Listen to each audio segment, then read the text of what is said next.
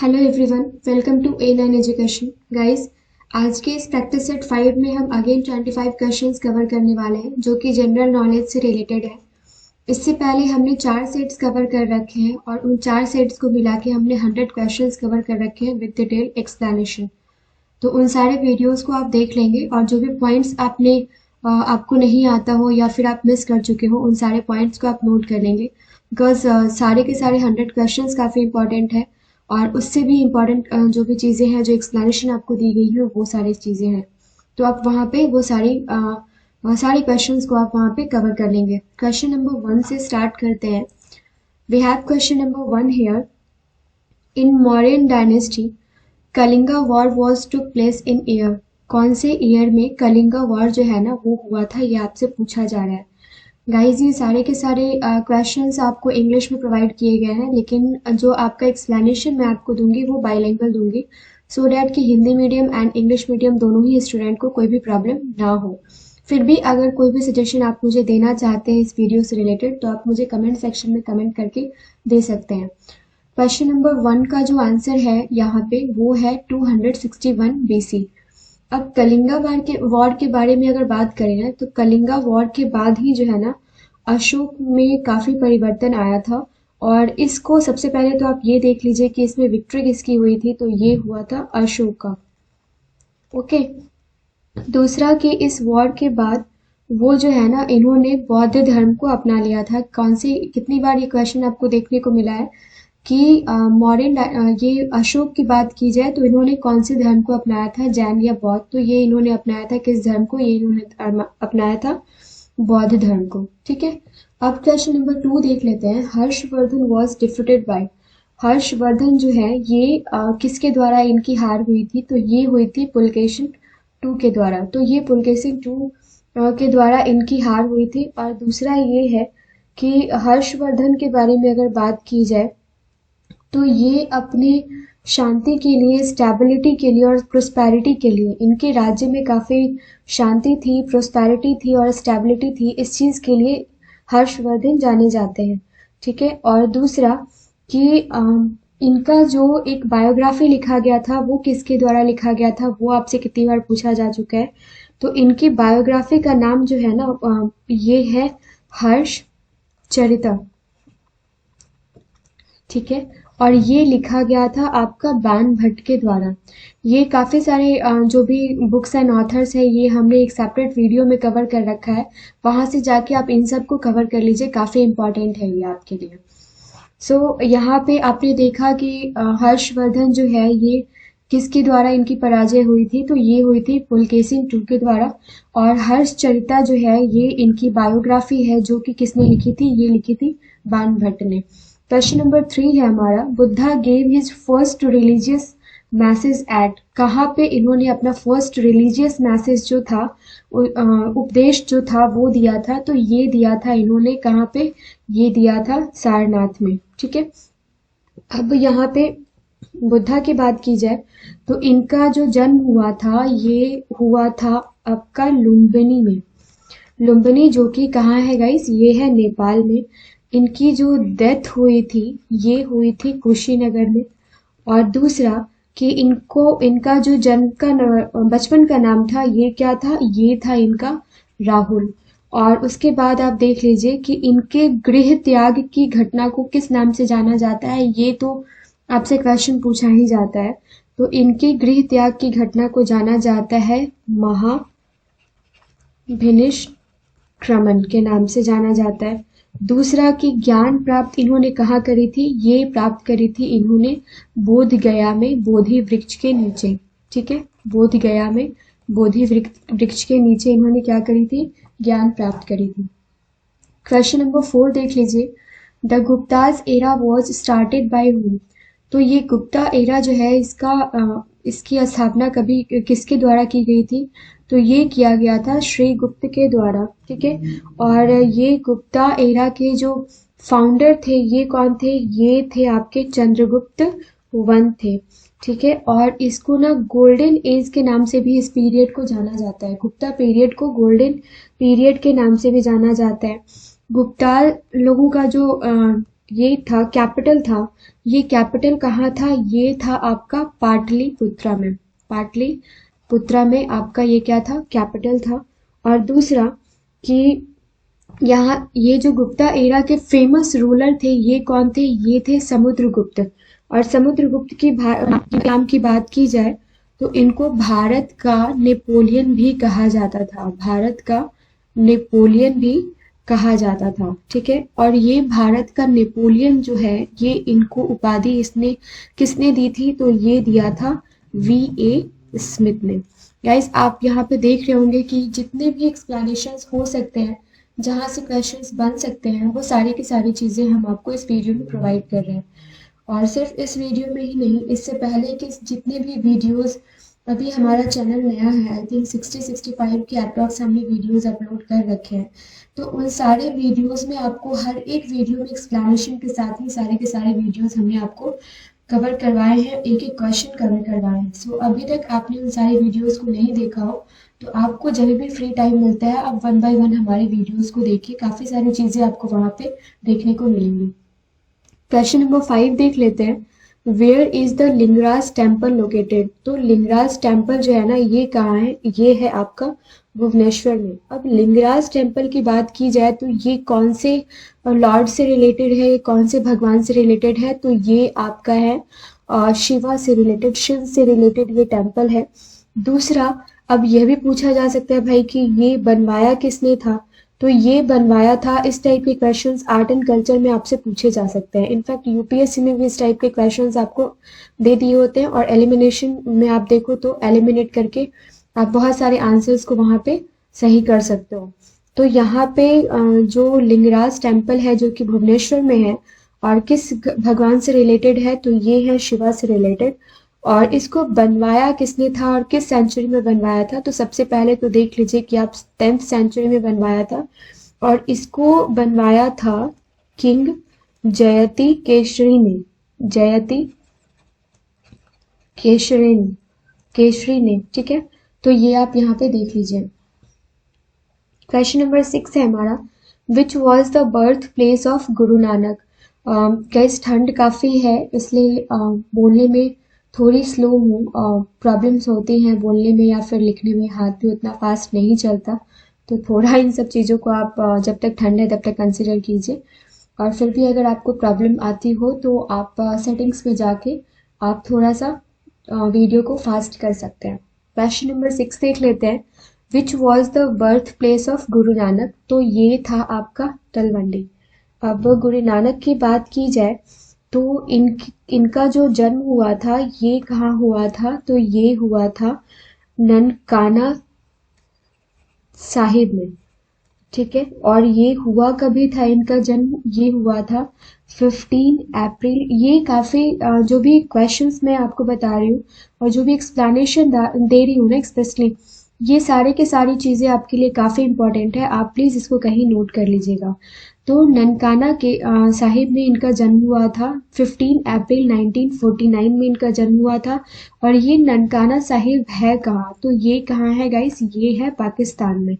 दूसरा आप देख लीजिए कि इनकी मृत्यु कभी हुई थी, तो इनकी मृत्यु हुई थी 22 सितंबर 1539 में, ठीक है। और ये कहाँ हुआ था, ये हुआ था करतारपुर में, ये भी पाकिस्तान में है। ननकाना साहिब और करतारपुर ये इनका जन्म स्थान था और यहाँ पे ही करतारपुर में इनकी मृत्यु हुई थी जो कि पाकिस्तान में। क्वेश्चन नंबर 7 भी है, the famous Kohinoor diamond was produced from one of the mines इन। तो ये कहाँ के माइंस में पाया जाता है, कोहिनूर डायमंड की बात की जाए तो ये पाया जाता है आपका गोलकोंडा में। अब आप मुझे कमेंट सेक्शन में कमेंट करके बताइए कि ये जो गोलकोंडा है ये आपका कौन से स्टेट में है, ये यूपी में है, ये एमपी में है या किसी और स्टेट में। के हिसाब से कुछ क्वेश्चंस काफ़ी इंपॉर्टेंट है। सबसे पहले तो इसको भारत से लूट कर ले कौन गया था, तो ये लेके गया था नादिर शाह, ठीक है। कौन से ईयर में लूट कर लेके गया था, तो ये आपको 1739 में लेके गया था। और ये सबसे पहले जो मयूर सिंहासन था ना उसमें लगा हुआ था। और मयूर सिंहासन की अगर बात की जाए तो ये मुगल सल्तनत से रिलेटेड है और उसको तख्ते ताऊस भी कहा जाता है, जो कि शाहजहां के रीजन में था, ये भी आप याद रखेंगे। और उसमें ही ये कोहिनूर हीरा जड़ा हुआ था, जहाँ से मुगल शासन के टाइम में ये नादिर शाह वहां से लूट कर लेके चला गया था।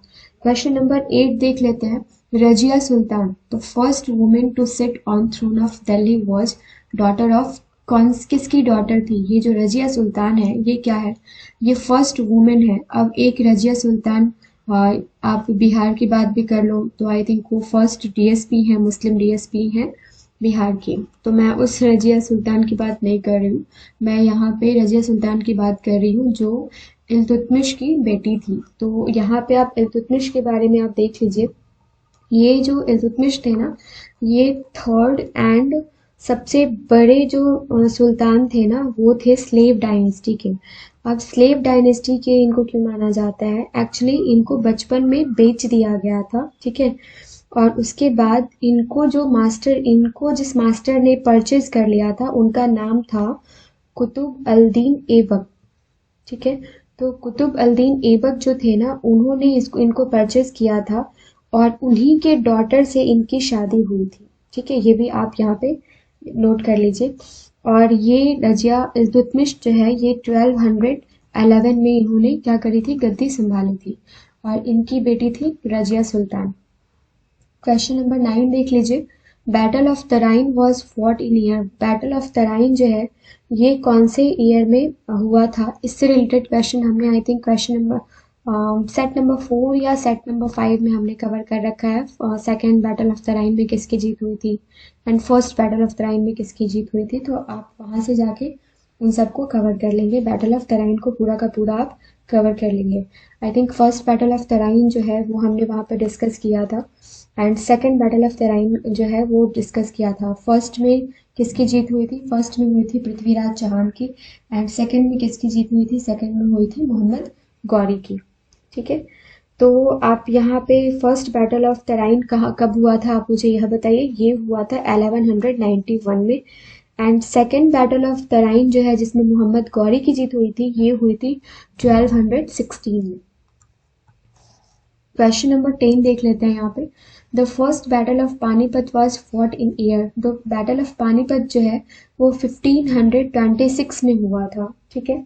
और बैटल ऑफ पानीपत में आप बात कर लीजिए तो फर्स्ट बैटल ऑफ पानीपत जो है ये यहाँ पे आपने देख लिया ये कब हुआ था? ये हुआ था 1526 में।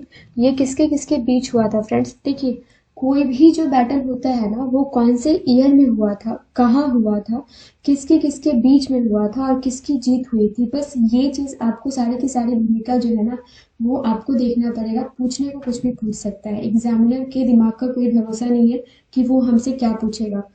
आप अगर प्रीवियस ईयर्स में देख रहे हैं और आपसे लगता है कि नहीं इस टाइप के ही क्वेश्चंस पूछे जा रहे हैं, हमें इसी फॉर्मेट पे काम करना है, बाद में आपको पता चलेगा कि करंट ईयर में वो फॉर्मेट ही चेंज हो गया, तो आप अपने हिसाब से आप अपने आप को उस हिसाब से प्रिपेयर करके रखिए। So first battle of Panipat जो है ना ये 1526 में हुआ था। और 1526 में किसके किसके बीच हुआ था? ये फर्स्ट में हुआ था आपको बाबर एंड इब्राहिम लोदी के बीच में हुआ था, ठीक है।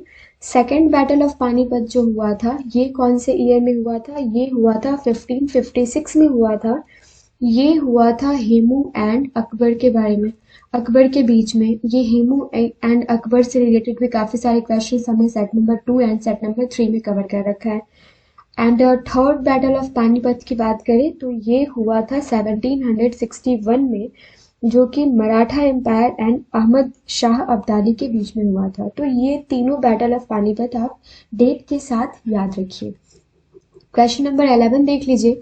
The father of extremist movement in India is, तो ये कहा जाता है बाल गंगाधर तिलक को, और इनको एक और उपाधि दी थी वैलेंटाइन शिरोल ने। ये क्या दी थी आप मुझे कमेंट सेक्शन में बताइए। चलिए हम यहाँ पे ही इसको डिस्कस कर लेते हैं। बाल गंगाधर तिलक को वैलेंटाइन शिरोल ने फादर ऑफ इंडियन अनरेस्ट के नाम से इनको बुलाया था, जिसके लिए इन्होंने इन पे केस भी फाइल किया था। किस पे? वैलेंटाइन शिरोल पे किसने फाइल किया था केस? बाल गंगाधर तिलक ने फाइल किया था। अगर बाल गंगाधर तिलक की बात की जाए तो ये वैलेंटाइन शिरोल ने इनको जो कहा सो कहा, और ये इनका एक नारा है जहाँ से आपसे क्वेश्चन पूछा जा सकता है, जो पूछा ही जाता है। तो इन्होंने जो कहा था कि Swaraj is my birth right and I shall have it, ठीक है, ये इनका स्लोगन था। तो इनको आप हिंदी में अगर बात करें तो स्वतंत्रता जो है वो हमारा जन्मसिद्ध अधिकार है एंड हम इसे लेके रहेंगे, राइट। तो ये किसने कहा था? ये कहा था बाल गंगाधर तिलक ने। और इनको इन्होंने 2 बुक लिखी थी, ये लिखी थी मराठा एंड केसरी, ठीक है। मराठा आई थिंक जो है ना, इन्होंने किस में लिखी थी? इंग्लिश में लिखी थी। और केसरी जो है इन्होंने किस में लिखी थी? ये लिखी थी मराठी में। हमने मॉडर्न हिस्ट्री के प्रैक्टिस सेट्स कवर किए हैं, जिसमें आपको 20 प्रैक्टिस सेट्स कवर किए हैं, और वहाँ पे 400 इंपॉर्टेंट क्वेश्चंस जो कि आपके यूपीएससी में भी आपको हेल्प कर सकता है। बहुत सारे पॉइंट्स वहाँ पे बहुत अच्छे से हमने डिस्कस किया है, कवर किया है, बहुत अच्छे क्वेश्चंस है वहाँ पे। तो आपने अगर उस सेट को नहीं देखा है तो आप जब चाहें उस सेट को देख सकते हैं। प्लेलिस्ट में सारे के सारे वीडियोस गाइस अवेलेबल है। सो क्वेश्चन नंबर 12 हम देख लेते हैं। ओके, यहाँ पे एक और चीज़ हम यहाँ पे डिस्कस कर लेते हैं। 1907 में आईएनसी से रिलेटेड मैं बता रही हूँ आपको। जस्ट अ मिनट फ्रेंड्स, मैं यहाँ पे थोड़ा सा सबको इरेज कर लूँ, मुझे कुछ चीज़ें यहाँ पे आपको एक्स्ट्रा बतानी है। ओके, 1907 में क्या हुआ था? 1907 में काफ़ी इम्पोर्टेंट इवेंट हुआ था, ये आप याद रखेंगे। 1907 में सूरत सेशन में, आईएनसी के सूरत सेशन में इंडियन नेशनल कांग्रेस के जिसका वेन्यू जो था वो था सूरत में, और जिसके प्रेसिडेंट कौन थे? ये थे रास बिहारी बोस, ठीक है। तो रास बिहारी घोष थे, राइट। हाँ, तो इसमें जो है ना, इसमें क्या हुआ था कि 1907 में सूरत स्प्लिट हुआ था, जिसमें गरम दल एंड नरम दल, मॉडरेट एंड एक्सट्रीमिस्ट, 2 पार्ट में जो है वो डिवाइड हो गया था। और 1907 में ये डिवाइड हुआ था। और 1916 में, यस 1916 में लखनऊ सेशन में, जहाँ पे जिनको प्रिसाइड कर रहे थे एसी मजूमदार, उस सेशन में जाके फिर ये दोनों दल जो है वो एक हो गए थे। तो ये काफ़ी इम्पोर्टेंट है, और अगर इसको आपको कवर करना हो, यहाँ से क्वेश्चंस बनते ही बनते हैं। तो आईएनसी से रिलेटेड वीडियो भी हमने आपको कवर कर रखा है, कौन से सेशन में कब हुआ था, कहाँ हुआ था, क्या चेंजेस आए थे, ये काफ़ी सारी चीज़ें आपको वहाँ पे देखने को मिल जाएंगी। क्वेश्चन नंबर 12 देख लेते हैं। The first Indian selected for Indian civil services, तो ये कौन थे? ये थे सुरेंद्र नाथ बैनर्जी। अब यहाँ पे सुरेंद्र नाथ बैनर्जी की अगर की बात की जाए तो ये जो थे, ये फाउंडर थे इंडियन नेशनल एसोसिएशन के, ठीक है। तो यहाँ पे सुरेंद्रनाथ बैनर्जी जो थे, ये किसके फाउंडर थे? ये थे इंडियन नेशनल एसोसिएशन के। जरूरी नहीं है कि जो क्वेश्चन है हम बस क्वेश्चन देखें और आंसर देख लें, फिर कोई मतलब ही नहीं बनता है इस वीडियो को बनाने का। आप कहीं से भी जाकर ये क्वेश्चन उठा सकते हो और रट्टा मार सकते हो, लेकिन जरूरी होता है कि उस क्वेश्चन से हम कितनी सारी चीज़ें इंपॉर्टेंट सीख सकते हैं जो कि हमें कहीं भी काम आए। अब यहाँ पे बात की जाए सरोजनी नायडू की, तो सरोजनी नायडू जो थी इनको नाइटिंगेल ऑफ इंडिया के नाम से जाना जाता है। और ये जो थी, ये क्या थी? ये first women, Indian women president of INC थी, इंडियन नेशनल कांग्रेस थी। और फर्स्ट वुमेन प्रेसिडेंट कौन थी? ये कौन थी? ये थी एनी बेसेंट, ठीक है, जो कि 1917 में एनी बेसेंट को बनाया गया था। क्या बनाया गया था? प्रेसिडेंट बनाया गया था आईएनसी का। लाला लाजपत राय की बात की जाए तो लाला लाजपत राय जो है ना, इनको पंजाब केसरी के नाम से भी जाना जाता है, और लायन ऑफ पंजाब के नाम से भी जाना जाता है। पंजाब केसरी या लायन ऑफ पंजाब के नाम से लाला लाजपत राय को जाना जाता है, ठीक है। आप मुझे कमेंट सेक्शन में कमेंट करके बताइए कि लाला लाजपत राय की मृत्यु कौन से ईयर में हुई, कब हुई और कहाँ हुई, क्योंकि ये सारे के सारे क्वेश्चंस हम हिस्ट्री वाले पोर्शन में कवर कर चुके हैं, ठीक है। तो बार बार हर एक वीडियो में उसका एक्सप्लेनेशन पॉसिबल नहीं हो पाता, वीडियो काफ़ी लंबी हो जाती है। क्वेश्चन नंबर 13 देख लेते हैं। When was the first passenger train run in India? तो सबसे पहला पैसेंजर ट्रेन जो है ना, ये कब चला था? ये चला था अप्रैल 1853 में। अब ये भी देख लीजिए कि कब एग्जैक्टली डेट क्या था, तो ये था 16 अप्रैल 1853। ठीक है, और ये कहाँ से चला था? ये चला था बोरी बंदर से लेके और थाने के बीच में, बोरी बंदर से लेके थाने के बीच में चला था। इसका डिस्टेंस क्या था? तो इसका डिस्टेंस था 32 किलोमीटर। और इसको आप एक चीज़ और यहाँ पे देख लीजिए कि फादर ऑफ इंडियन रेलवे किसको कहा जाता है? तो ये कहा जाता है लॉर्ड डलहौजी को कहा जाता है। दूसरा आप ये भी देख लीजिए कि इसमें जो 3 लोकोमोटिव्स यूज हुए थे, उस 3 लोकोमोटिव्स का नाम क्या था? तो ये नाम था आपको साहिब, सुल्तान एंड सिंध। तो ये तीनों नाम आप यहाँ पे इम्पॉर्टेंट है, याद कर लीजिएगा। ये रेलवे वाले स्टूडेंट्स के लिए काफ़ी इम्पॉर्टेंट क्वेश्चन है। क्वेश्चन नंबर 14 देख लेते हैं। Who design the national flag of independent India? National flag को किसने डिजाइन किया था? तो ये किया था पिंगली वेंकैया ने। अब नेशनल फ्लैग के बारे में हम कुछ डिटेल्स देख लेते हैं। तो जो डिजाइनर थे वो कौन थे? ये थे पिंगली वेंकैया। और इसको अडॉप्ट कब किया गया था? ये किया गया था 22 जुलाई 1947 में। ठीक है, इसके बारे में काफ़ी सारी चीज़ें हमने अगेन हिस्ट्री वाले पोर्शन में कवर कर रखी है, आप वहाँ से रिवीजन कर लेंगे। क्वेश्चन नंबर 15 देख लेते हैं। Battle of Buxar was fought in year? Battle of Buxar जो है ये कब हुआ था? ये हुआ था 1764 में, 1764 में। तब बैटल ऑफ बक्सर से रिलेटेड देख लीजिए आप, यहाँ पे 22 भी दिया रह सकता है डेट एंड 23 अक्टूबर भी दिया रह सकता है। ये बीपीएससी की बात मैं आपको बता रही हूँ, बीपीएससी के एग्जाम्स में या काफ़ी सारे एग्जाम्स में कंफ्यूजन आता है। इनफैक्ट बीपीएससी के एग्जाम में क्या होता है कि आपको ऑप्शन में 22 दे दिया और आयोग ने आंसर शीट में जारी किया तो उसमें सही आंसर उन्होंने कर दिया 23 अक्टूबर। इनमें से कोई नहीं, जो कि आपका ऑप्शन नंबर ई होता है। काफ़ी खतरनाक ऑप्शन है ये, इसको हटा देना चाहिए। तो 22 भी हो सकता है, 23 भी हो सकता है। अब अगर इसमें से कोई एक डेट आपको दिया रहे ना, तो फिर सही है, आप उसको टिक लगा दीजिए। अगर दोनों ही डेट दिया रहे तो आप 23 अक्टूबर को ही टिक मार्क करेंगे। ठीक है, बैटल ऑफ बक्सर 23 अक्टूबर 1764 को किसके किसके बीच में हुआ था? ये हुआ था हेक्टर मुनरो के बीच में एंड कंबाइंड फोर्स थी मीर कासिम की, जो कि नवाब थे बंगाल के, सिराजुद्दौला जो एंड शाह आलम द्वितीय के बीच में हुई थी। और इसमें जीत किसकी हुई थी? इसमें जीत हुई थी ईस्ट इंडिया कंपनी की। Guys just give me 1 minute.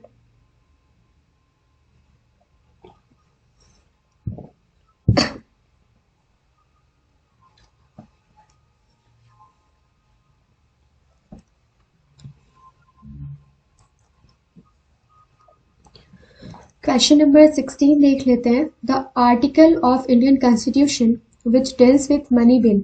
तो ये कौन सा आर्टिकल है? ये आर्टिकल है आपका आर्टिकल 110। सॉरी फ्रेंड्स, ये क्वेश्चन आपका पिछले सेट में भी था और इस सेट में भी आ गया है। तो यहाँ पे आप देख लीजिए, कोई नहीं, आप इसको रिवीजन के तौर पे ले लीजिए। अब अगर मनी बिल की बात की जाए तो आर्टिकल क्या होता है यहाँ पे? चलिए ठीक है, हम ना इस क्वेश्चन को अलग तरीके से एक्सप्लेन करते हैं ताकि ये क्वेश्चन रिपीटेड होने के बावजूद भी आपको यहाँ पे कुछ सीखने को मिल जाए। मैंने आपको पिछले सेट में बताया था कि आर्टिकल 110 जो है ये मनी बिल से रिलेटेड है, और इसके साथ साथ मैंने आपको एक्सप्लेनेशन दिया था आर्टिकल 117 के बारे में, जो कि फिनेंशियल बिल से रिलेटेड है। अब यहाँ पे हम आर्टिकल 100 के बारे में जान लेते हैं, 130 के बारे में जान लेते हैं एंड 120 के बारे में जान लेते हैं, ताकि ये क्वेश्चन आपका रिपीटेड आपको ना लगे।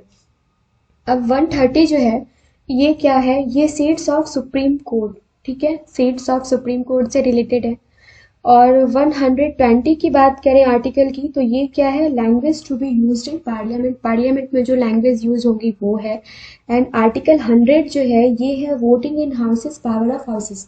तो वोटिंग जो होता है ना किसी भी हाउस में, इससे रिलेटेड आर्टिकल क्या है? 110 है। क्वेश्चन नंबर 17 देख लेते हैं।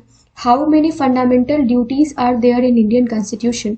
कितने फंडामेंटल ड्यूटीज हैं? तो टोटल फंडामेंटल ड्यूटीज जो हैं वो कितने हैं? वो है 11। अब अगर फंडामेंटल ड्यूटीज की आप बात करें तो फंडामेंटल ड्यूटीज टोटल 11 है, लेकिन साथ ही साथ ये भी कुछ इंपॉर्टेंट पॉइंट्स आप इससे रिलेटेड याद कर लीजिए कि ये फंडामेंटल ड्यूटीज जो है ये कौन से अमेंडमेंट के थ्रू ऐड किया गया था। तो ये ऐड किया गया था 42nd अमेंडमेंट के थ्रू, जो कि 1976 में हुआ है। इससे रिलेटेड भी क्वेश्चंस आपको पिछले सेट्स में देखने को मिल जाएंगे, ठीक है। और कौन सी समिति जो थी, कौन सी कमिटी थी जिनके सिफारिश पे इसको लागू किया गया था, तो ये किया गया था स्वर्ण सिंह कमेटी के सिफारिश पे, ठीक है। और ये जो फंडामेंटल ड्यूटीज हैं ये कौन से कॉन्स्टिट्यूशन से लिया गया है, इंडियन कॉन्स्टिट्यूशन में ये लिया गया है यूएसएसआर से रिलेटेड है। यूएसएसआर की अगर बात करें तो आप मुझे कमेंट सेक्शन में बताइए कि चलिए हम यहीं पे आपसे डिस्कस कर लेते हैं यूएसएसआर से क्या क्या लिया गया है। तो ये लिया गया है प्लानिंग कमीशन, फंडामेंटल ड्यूटीज लिया गया है, एंड आपको लिया गया है आइडियाज ऑफ जस्टिस, यहाँ से लिया गया है, ठीक है। तो ये आपको लिया गया है यूएसएसआर से, ठीक है। अब क्वेश्चन नंबर 18 देख लेते हैं। When were the fundamental duties incorporated in constitution? तो ये 1976, राइट, ये हमने यहाँ पे देख लिया। अब क्वेश्चन नंबर 19 देख लीजिए। Which amendment act include the fundamental duties of citizen in the Indian Constitution? ये ऑलरेडी हमने कवर कर रखा है। अच्छा, आप मुझे जरा कमेंट सेक्शन में कमेंट करके बताइए कि 42nd अमेंडमेंट को या 44th अमेंडमेंट को किसको मिनी कॉन्स्टिट्यूशन के नाम से जाना जाता है। आप प्लीज मुझे कमेंट सेक्शन में कमेंट करके बताइए। क्वेश्चन नंबर 20 देख लेते हैं। The president of India from his post by, ठीक है। तो ये जो है द प्रेसिडेंट जो है ना, इनका जो पोस्ट है वो क्या है, पार्लियामेंट से है, ठीक है। अब पार्लियामेंट की अगर प्रेसिडेंट की बात की जाए तो इनका जो एज होता है, जितना एज इनका होना चाहिए, तो ये क्या है 25 ईयर्स है। और इनसे रिलेटेड कुछ आर्टिकल्स आप देख लीजिए। आर्टिकल 58 जो है इसमें प्रेसिडेंट का क्वालिफिकेशन क्या होना चाहिए ये आपका दिया हुआ है। आर्टिकल 52 में दिया हुआ है कि प्रेसिडेंट ऑफ इंडिया का पोस्ट होना चाहिए द प्रेसिडेंट ऑफ इंडिया, ठीक है। आर्टिकल 54 की अगर बात की जाए तो इसमें इलेक्शन से रिलेटेड चीज़ें, जो प्रेसिडेंट की इलेक्शन होती हैं उससे रिलेटेड चीज़ें दी हुई हैं। And article 61 very important, this is related to impeachment, okay, just remember that article 61 is related to impeachment and article 58 is related to qualification of the president post, and article 52 is all about the president of India, and article 54 is all about election of the president. So we have next question here. Which Greek philosopher coined the term geography in 3rd century BCE? तो ये जो geography term है ना, ये किसने दिया था, ये दिया था इरेटोस्थेनिस ने दिया था। क्वेश्चन नंबर 21 में इतना ही देख लीजिए आप। क्वेश्चन नंबर 22 देख लेते हैं, ठीक है। तो क्वेश्चन नंबर 22 है the most abundant metal in earth crust is, ये है एल्यूमिनियम। अब अर्थ के बारे में कुछ चीजें हम देख लेते हैं। तो अर्थ के लेयर्स कितने हैं, तो क्रस्ट, मेंटल एंड कोर, ये चीजें तो आप जानते ही होंगे, बहुत ही बेसिक चीज है क्रस्ट, मेंटल एंड कोर। अब ये जो है ये 3rd प्लैनेट है from sun and 5th largest planet है सोलर सिस्टम का। इससे रिलेटेड आप एक और चीज नोट कर लीजिए कि अर्थ जो है ना, ये अर्थ डे, आपको करंट अफेयर्स में ऐसे क्वेश्चंस आपसे पूछे जाते हैं कि अर्थ डे जो है ना ये कब सेलिब्रेट किया जाता है। तो ये सेलिब्रेट किया जाता है 22 अप्रैल को, ठीक है, 22 अप्रैल को। और 2020 का थीम आपसे पूछा जा सकता है कि 2020 अर्थ डे का थीम क्या था, तो ये क्या था, ये था क्लाइमेट एक्शन। क्वेश्चन नंबर 23 है what is the term used to describe their angular distance of place north और साउथ ऑफ अर्थ्स इक्वेटर, ठीक है। तो आपको यह बताना है कि ये जो क्या टर्म यूज किया जाता है, उस टर्म का नाम क्या है जो कि एंगुलर डिस्टेंस जो है वो नॉर्थ और साउथ ऑफ अर्थ इक्वेटर को डिफाइन करता है। तो ये डिफाइन करता है लॉन्गिट्यूड टर्म जो है ना, ये आप यहाँ पे देख लीजिए। अब इंडिया का जो आपसे लैटिट्यूड और लॉन्गिट्यूड पूछा जाए तो ये क्या है, ये है मैं यहाँ पे आपको नोट कर रही हूँ, आप प्लीज़ इसको नोट कर लेंगे। Degree north to 78,962,9 degree east, ये आप यहाँ पे नोट कर लेंगे। अब अगर बिहार के एग्ज़ाम की बात की जाए, बिहार से आपसे पूछा जाए, आई डोंट थिंक सो कि इस वीडियो में मुझे ये कवर करना चाहिए, क्योंकि ऑलरेडी बिहार से रिलेटेड काफ़ी सारे क्वेश्चंस हम कवर कर चुके हैं और बिहार का एक स्पेशल प्लेलिस्ट हमने बना कर रखा है, वहाँ पे आप देख लेंगे। क्वेश्चन नंबर 24 देख लेते हैं। The international date line is called, international date line को किस नाम से जाना जाता है? तो ये जाना जाता है 0 डिग्री लॉन्गिट्यूड के नाम से, ठीक है। और इंटरनेशनल डेट लाइन के बारे में ना आप एक और बहुत ही इंपॉर्टेंट चीज़ है वो आप जान लीजिए, काफ़ी इंटरेस्टिंग है कि इंटरनेशनल डेट लाइन को आप क्रॉस करेंगे ना, तो उस लाइन को अगर आप क्रॉस करते हैं तो आप जो है वो एक दिन घटा लेते हैं। और इंटरनेशनल लाइन को जो आप वेस्ट साइड से अगर आप ट्रैवल कर रहे हैं और क्रॉस कर रहे हैं तो आप एक दिन बढ़ा लेते हैं, इंक्रीज कर लेते हैं। और दूसरा जो इम्पोर्टेंट चीज़ है कि इसका इस्टेब्लिशमेंट कभी हुआ था, ये इंटरनेशनल डेट जो है डेट लाइन, इसका इस्टेब्लिशमेंट ईयर क्या है? तो ये है 1884। इस टाइप के क्वेश्चंस के लिए ना एसएससी सीजीएल एंड जो रेलवे का एग्जाम है ना, इस टाइप के क्वेश्चंस आपको वहाँ पे धड़ल्ले से देखने को मिलते हैं। क्वेश्चन नंबर 25 देख लेते हैं। Dash is the only active volcano in south Asia. तो ये कौन सा है? ये सेम क्वेश्चन आपसे पूछा गया था इस बार के बिहार एसआई के एग्जाम में आपसे पूछा गया था।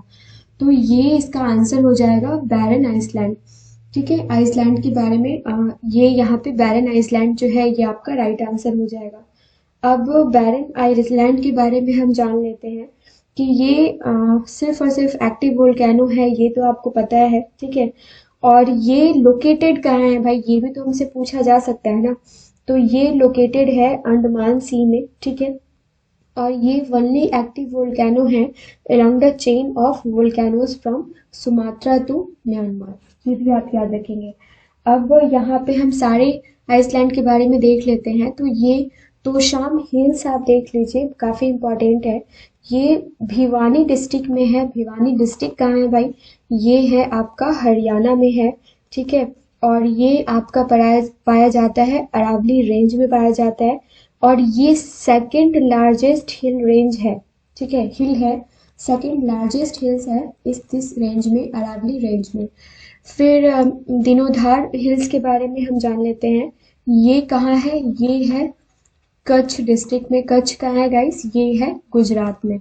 फिर नारकोंडम आइसलैंड के बारे में हम जान लेते हैं। तो नारकोंडम आइसलैंड जो है ये कहाँ पाया जाता है? ये इंडियाज ईस्टर्न मोस्ट आइसलैंड है, ये आप नोट कर लीजिए। और ये जो आइसलैंड ग्रुप है ये क्या है इसका? ये है अंडमान एंड निकोबार आइसलैंड। तो ये जो भी पॉइंट्स हमने यहाँ पे आपसे डिस्कस किया है ना, ये काफ़ी इंपॉर्टेंट है, ये आप इन सबको नोट कर लेंगे। ज्योग्राफी में ऐसे क्वेश्चंस आपसे पूछे जाते हैं। तो गाइज ये थे आज के 25 क्वेश्चंस जो आज हमने इस सेट में कवर किया है। सो हमें कमेंट सेक्शन में कमेंट करके ज़रूर बताइए कि कैसा लगा आपको यह वीडियो। और ये इस 25 क्वेश्चंस के साथ हमने 125 क्वेश्चंस आपके कवर कर लिए। आपको हमारी मेहनत पसंद आ रही हो, हमारे कंटेंट पसंद आ रही हो, तो इस चैनल को लाइक एंड सब्सक्राइब करना ना भूलिए। साथ ही साथ अपने फ्रेंड्स के साथ शेयर जरूर करिए। मिलते हैं नेक्स्ट वीडियो में। एंड गाइस, अगर आपके पास कोई भी सजेशन है हमारे इस चैनल के लिए, तो आप प्लीज़ हमें कमेंट सेक्शन में कमेंट करके ज़रूर बताइए। आप भी इस फैमिली के पार्ट हैं और आपके सजेशंस हमारे लिए इतने ही वैल्यूएबल हैं जितनी हमारी मेहनत। सो मिलते हैं नेक्स्ट वीडियो में। टिल देन अपना ख्याल रखिए, सुरक्षित रहिए, अपने आस पड़ोस के लोगों को हेल्प करते रहिए। Thank you so much guys, have a nice day.